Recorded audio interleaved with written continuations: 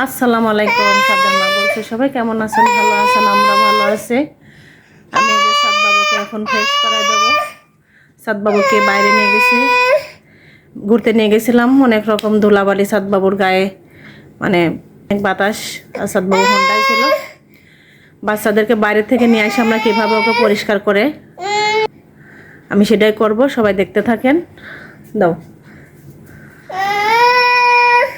হ্যাঁ, কি? আমি এই যে সাদ বাবুর জন্য একটা বক্সে গরম পানি নিছি, কুসুম গরম পানি। এটা সুন্দর করে ভিজায় একদম ভালো করে চিপে নিছি, পানি নাই। এখন আমি সাদ বাবুকে সুন্দর করে, সাদ বাবুর মুখ এবং গলা, আর সাদ বাবুর স্যান্ডো জামা পড়ছে তো এই জন্য সাদ বাবুর বগলটা আমি সুন্দর করে মুছে দেবো। একদম হাতেটাতে অনেক ধুলা পড়েছে আমি পাশে। এখন সাদ বাবুকে আমি এখন পরিষ্কার করে ড্রেসটা চেঞ্জ করে, হ্যাঁ কি, আমি সাদ বাবুকে ঘুম পাড়াই দেবো। আমার বাবা এখন ঘুমাবে।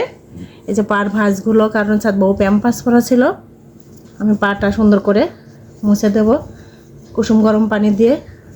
নাহলে অনেক রকম র্যাশ বেরোতে পারে বাবুদের গায়ে। আমি এই যে সাদ বাবুর পা দুটো খুব সুন্দর করে মুছে দিচ্ছি, মানে মোট কথা সম্পূর্ণ জায়গায় মুছে দিতে হবে। প্যাম্পাসটা খুলে আমি আরও সুন্দর করে সাদ বাবুর প্রাইভেট পার্টটা আমি আরও সুন্দর করে মুছে দেব গরম পানি দিয়ে।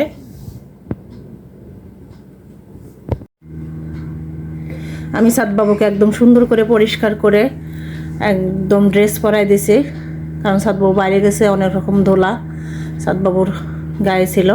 আমি সেটা কুসুম গরম পানি দিয়ে পরিষ্কার করে রাতের ড্রেস পরা দেওয়া হয়ে গেছে, সাদ বাবুর খাওয়ানো হয়ে গেছে। আর এই যে সাদ বাবুর বিছানা করা হয়ে গেছে। এখন সাদ বাবু ঘুমাই যাবে, কারণ আমার সাদ বাবু একটু সকাল সকালে ঘুমাই যায়। কি বাবা, আরাম পাচ্ছ তুমি? হ্যাঁ।